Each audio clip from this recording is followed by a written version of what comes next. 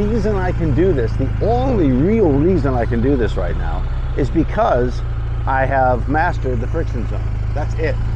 If you don't have this friction zone worked out, you cannot do this, where I'm going 5 miles an hour in a full locked figure eight, nice and easy and nice and slow. And that's where we want to get to.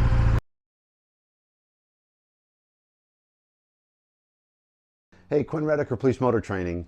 Today we're going to talk about slow speed skills as it pertains specifically to the use of the friction zone.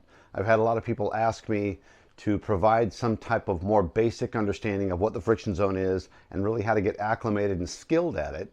That is motor officer trainees as well as civilians. So today I'm going to do that.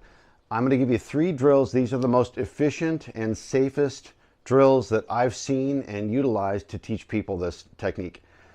So first of all, what is it and why is it? The friction zone is pertaining to the clutch. And what we're talking about is, right now we use the clutch. What is the clutch's job? It's to take the power from the motor and transition it to the drive line, okay? So think of it as a gatekeeper of sorts, from power to the motor all the way to the drive line. So when the clutch is pulled all the way in, I can give this motorcycle full throttle, and it's not going to take any of that power that the motor generated and move it to the drive line. You might as well be in neutral. It's just going to sit there in free rev, right?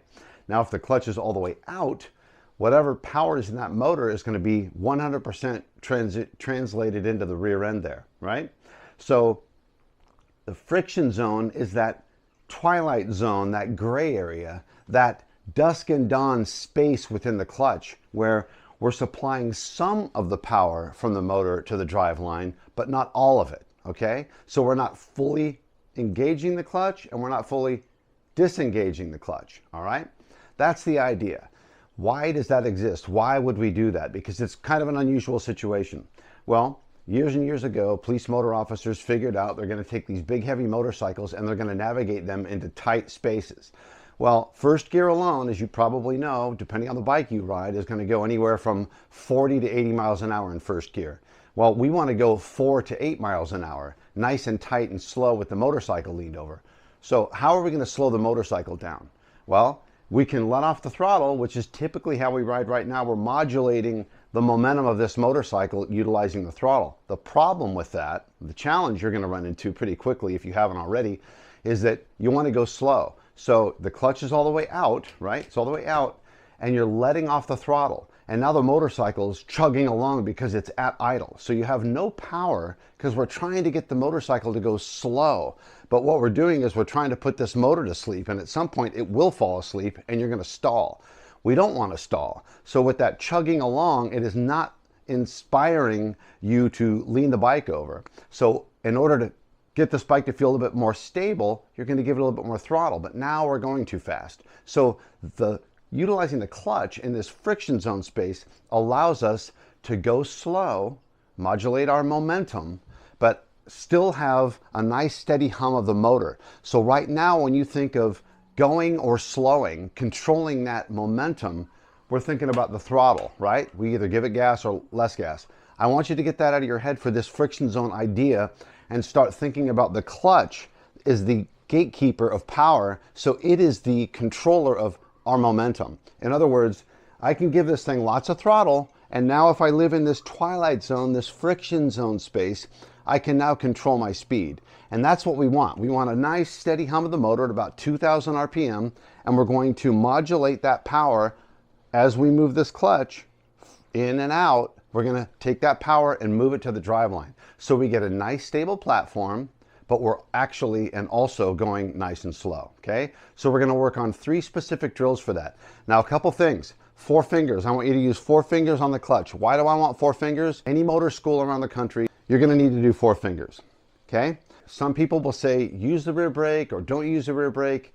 The rear brake can be meaningful for controlling our momentum, just like the clutch. But the problem with that is I would like you to not challenge yourself not to use the rear brake, because when we use the rear brake, we're muting the bike's ability to give us good feedback. Does it work out in the real world to control our momentum by tapping that rear brake lever? Yeah, it does. It can, for sure. So out in the real world, use every tool available. Fine, go ahead and do it. But for the purposes of you learning this technique, I would ask that you don't use the rear brake, just because it's going to help the motorcycle really communicate sloppy clutch control. So if I'm right in here and this is a game of millimeters. So I'm right here and all of a sudden I let the clutch out a little bit too much, the bike's gonna kind of lurch forward and take off. And when it does do that, I'm gonna be blown out of this little cone pattern that I've set up for you.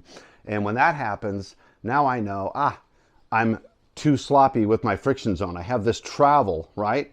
And I'm going in and out of it too much where I want to just be right here, and we want to get more and more and more sensitive. Think about it like you're balancing on a on a slack line and all of a sudden you throw your weight a lot to one side, you're going to fall off. But if you're holding on to something and now you move yourself a little bit too much, you have this other control that you can just kind of set yourself back up again. That's the rear brake. And this, having this thing to hold on to balance on the slack line, is really not giving you good feedback as to where your balance points are. It's kind of the same idea here. You're going to need a few cones, not a big deal.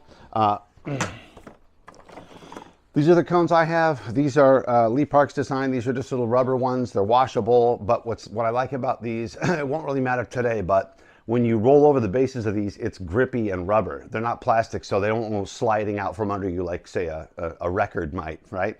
A hard piece of plastic. So we're just gonna use 6 of these.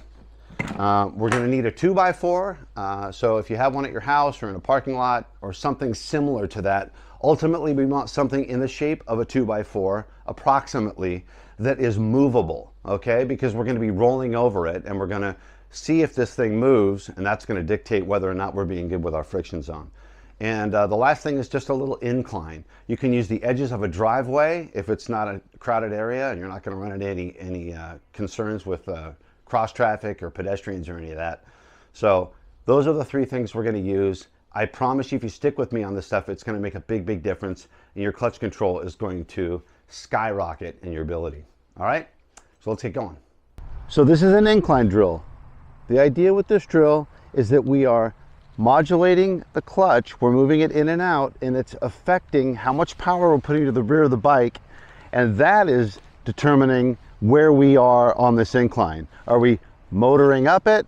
Are we pulling the clutch in, disengaging all the power, and just rolling back down? What I want you to do, both feet on the ground, I want you to just walk up and back. In fact, I'm not gonna even be walking. I'm just gonna have my feet in place and rocking the motorcycle up and down on this incline with the objective of really learning where that friction zone space is when I use this, okay? So let's try this.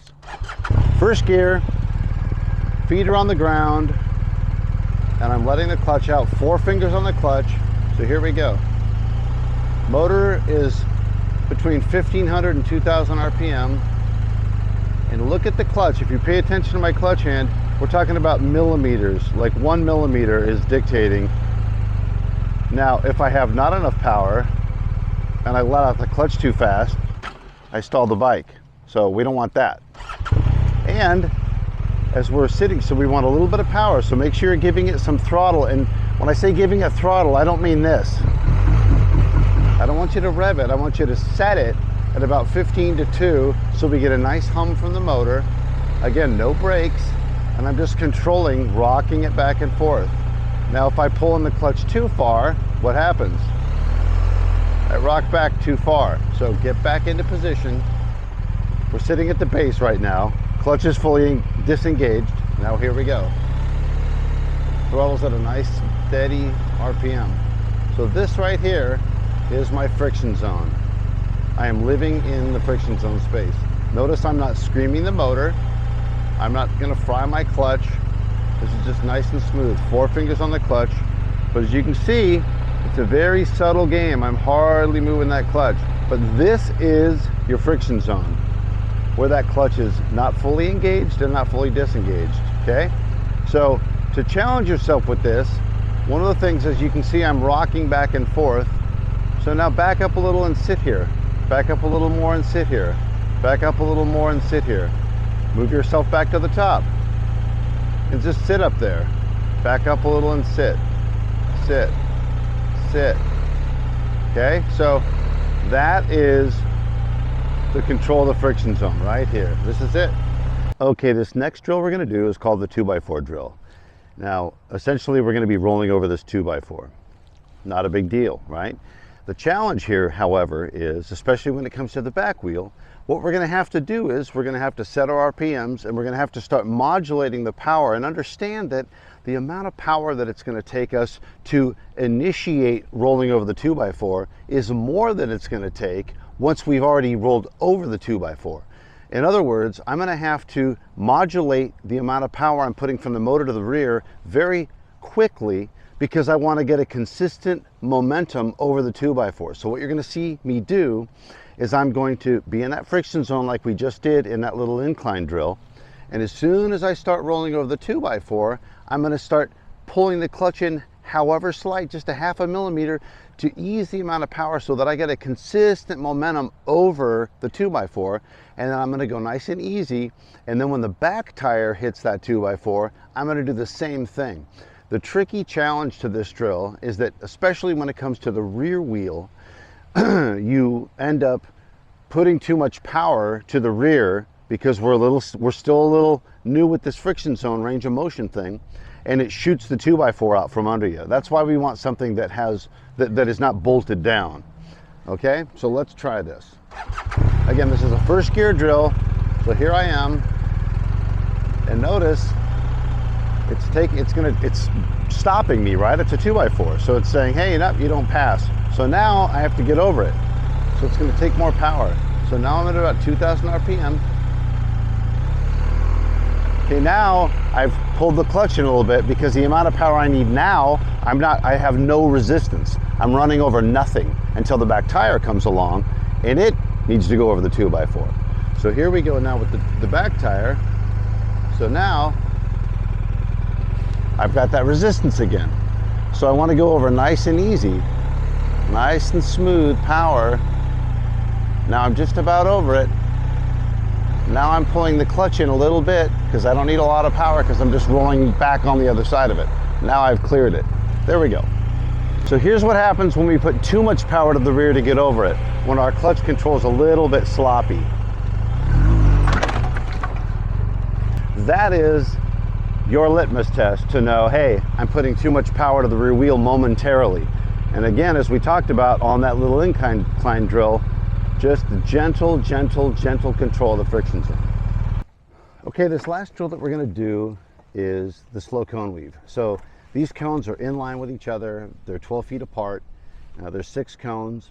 The goal here is that we're going to control our momentum only by using the clutch. We're going to think of the throttle as a set it and forget it. So we're going to put the RPM somewhere between 1,500, 2,000, depends on the bike that you ride. Use this as the goal is, we don't want to scream the engine, but we don't want to stall the engine when we need power with the friction zone. Does that mean at some points I modulate the amount of overall throttle that I provide? Yes, but it doesn't matter how much throttle I provide as far as the bike moving forward. It's all here. So I can hold it full throttle and modulate my momentum, or I can rev it over and over and over again and modulate my RPM, my momentum. And in either case, I get what I want. I need power. So whatever RPM you need to set in order for the motorcycle to navigate a smooth and controlled amount of power, that is your answer key right there. Now, if you want to make this easier or harder, make the cones tighter or open them up a bit. These are 12 feet apart. That's approximately standard for a slow cone weave. You can do them tighter. Again, it depends on the bike that you ride, but it's not so much that you navigate a really tight pattern. That doesn't speak to whether or not you understand this process. What speaks to that is listening to the motor when you're in the friction zone. Is that a nice, smooth, and consistent RPM? That's how we know we got it where we want it, okay? So I'm gonna ride through here, and what I want you to notice when I go through here is that my momentum is modulated here, okay? It's modulated by the clutch, not by the throttle, okay? And we're gonna roll through here a couple times. So let's do that. Okay, as I said before, 4 fingers on the clutch. We're gonna set that RPM nice and smooth. The slower you go, the more challenging it can be from a balancing standpoint, right? But we don't want to go so fast that we're struggling to stay within these cones. So I'm straight up and down more or less. I am not adding lean angle to the bike, okay? Turn around and head back the other way.